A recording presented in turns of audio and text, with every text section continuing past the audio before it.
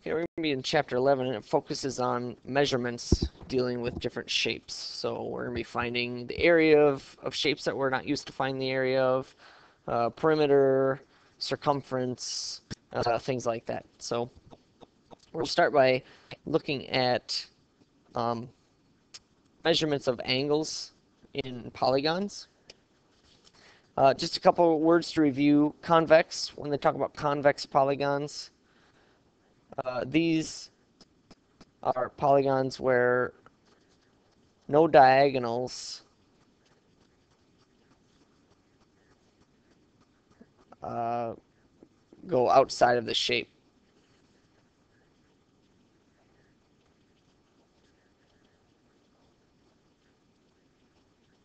Okay, and concave is just the opposite, so at least one diagonal.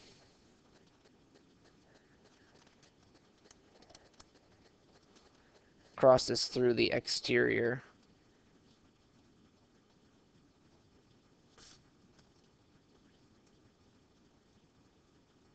of the shape.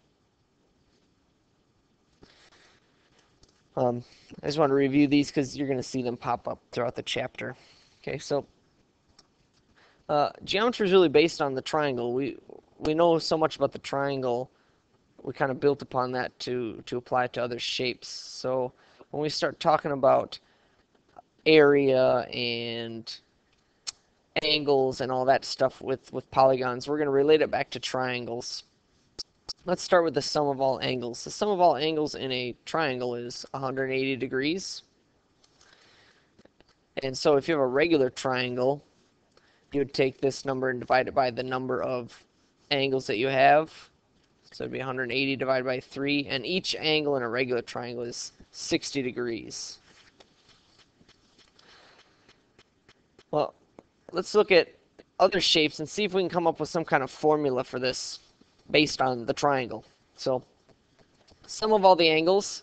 In order to find out how many total degrees I have in a shape on the interior, I'm just going to make triangles. Since I like triangles so much, I'm going to see how many triangles I can make in this shape. I can make 3 triangles. So I have a 5-sided shape that makes 3 triangles. So I had 5 sides. I ended up with 3 triangles. Okay, so I subtracted 2 from the number of sides I had, and then I'm going to multiply that by 180, and that'll give me the total measure of all my angles. So 5 minus 2 is 3. 3 times 180 is 540 degrees. So that's how many total degrees I have. If this is a regular pentagon, which means all the sides are congruent and all the angles are congruent, I would just divide this by 5, since there's 1, 2, 3, 4, 5 angles. And that would tell me the total measure of each one. If I do that, I get 108 degrees. Okay. Let's say I have, this is not a regular shape, but it is still convex. I've got 1, 2, 3, 4, 5, 6, 7 sides.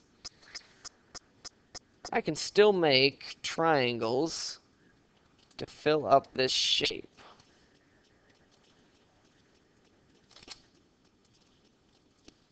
Okay, now this triangle, if we just look at this one, I've got this angle, and this one, and this one. And then the next one, I've got this one, and this one, and this angle. The next triangle, I have this angle, this angle, this one. The next triangle, I have that one, along with this one and this one. Okay, so you can see the reason we're using these triangles is because all the triangles together are going to end up adding up to the angles. So I've got this whole angle, this one, this one, this one. Okay, so I end up getting all of the angles of my overall shape.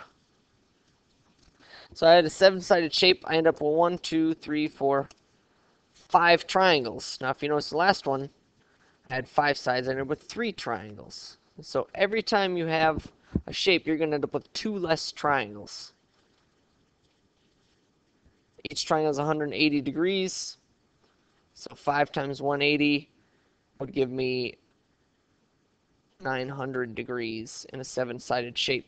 Now, if this was regular, which it clearly isn't, but if it was, I would just take that and divide by the number of sides I have. So divide by 7 to get the regular angle measure, which would be the measure of each inside angle. So up here, this is regular.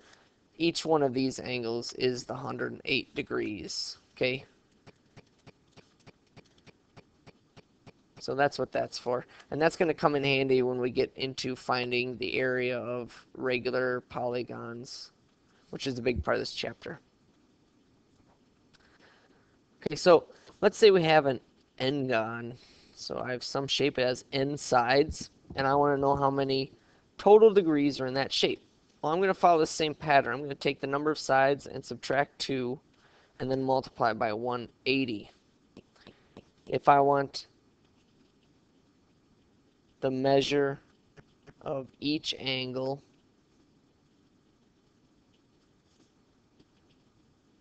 in a regular n-gon, I'm going to take this formula and divide it by n, because this is the total degrees that I have. I have n angles, so each one would be this many degrees, or this comes out to be. Okay, so that's how we deal with the interior angles. Let's look at exterior angles quickly.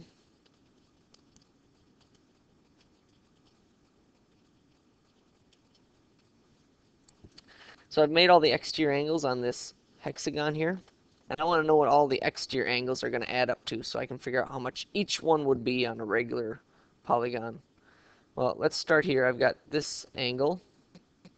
If I were to move this next angle up, so if I move it up here, okay, that's going to allow me to make this angle.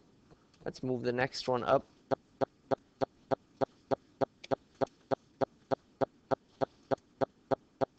Okay, we'll move them all over there. So we're just recreating all the angles that we would have. If you can see, by adding all the exterior angles together, I get a full circle. So exterior angles of any shape, any convex shape,